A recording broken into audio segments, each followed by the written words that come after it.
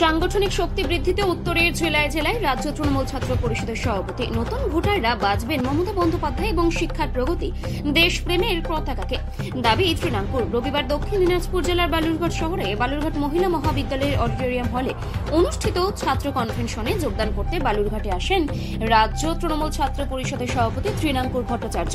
রবিবার ছাত্র কনভেনশনে যোগদানের পূর্বে তিনি দক্ষিণ দিনাজপুর জেলার সীমান্ত এলাকা হিলিতে যান। হিলি থেকে ফিরে তিনি যোগ দেন বালুরঘাট ছাত্র কনভেনশনে। সঙ্গে ছিলেন দক্ষিণ দিনাজপুর জেলা তৃণমূল ছাত্র পরিষদের সভাপতি অমরনাথ ঘোষ।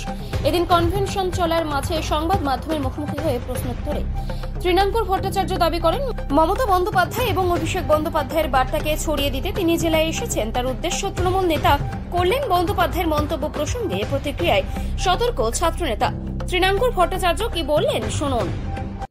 মমতা বন্দ্যোপাধ্যায় বলেছিলেন যে ছাত্র যুবক যে সংগঠন রয়েছে তিনি সেখানে রদবদল আনবেন, সব পাল্টে দেবেন।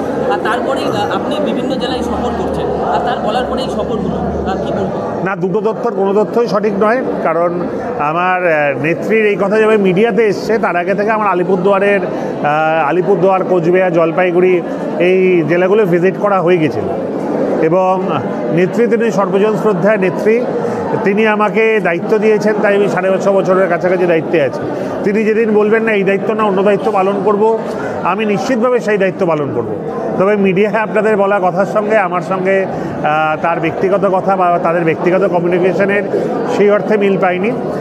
তিনি আমাকে যা দায়িত্ব দিয়েছেন এবং যে সকল দায়িত্ব পালন করতে বলেছেন সেই সম্পর্কে আমি সজাগ এবং সেটা আমি নিশ্চিতভাবে মিডিয়ার সামনে বলতে পারবো না। আমি বরাবরই মিডিয়া থেকে দূরে নিজের কাজের ওপর ভর করে সংগঠন করে এসেছি। সেটা যদি কোনো খামতি হয় নেত্রী বলবেন বা অভিষেক বন্দ্যোপাধ্যায় বলবেন, নিশ্চিন্তে সেটা শুধরে নেব। কিন্তু আমি বিশ্বাস করি যেভাবে আমার শুধু আমি তো নয়, আমার টিম সারা বাংলা জুড়ে কাজ করছেন, আমি বিশ্বাস করি নেত্রীর আশীর্বাদ, অভিষেক বন্দ্যোপাধ্যায়ের আশীর্বাদ আমাদের মাথায় ছিল, আছে এবং থাকবে। নতুন ভোটাররা মমতা বন্দ্যোপাধ্যায়কে সবচেয়ে ভালোভাবে দেখেছেন, চিনেছেন। কারণ নতুন ভোটাররাই কিন্তু মমতা বন্দ্যোপাধ্যায়ের বিভিন্ন প্রকল্পগুলো হাতে নাতে পেরে এসেছেন।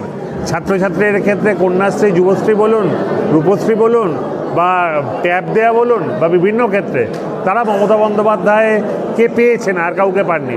আমার বিশ্বাস তারা বাংলার উন্নয়নকে সামনে রেখে নতুন ভোটাররা নিশ্চিতভাবে সে পঞ্চায়েত ভোট হোক, পুরসভা ভোট হোক বা বিধানসভা ভোট হোক বা কলেজ নির্বাচন হোক, তারা মমতা বন্দ্যোপাধ্যায় এবং শিক্ষার প্রগতি, সংঘবদ্ধ জীবন, দেশপ্রেমের পতাকাকেই বেছে নেবে।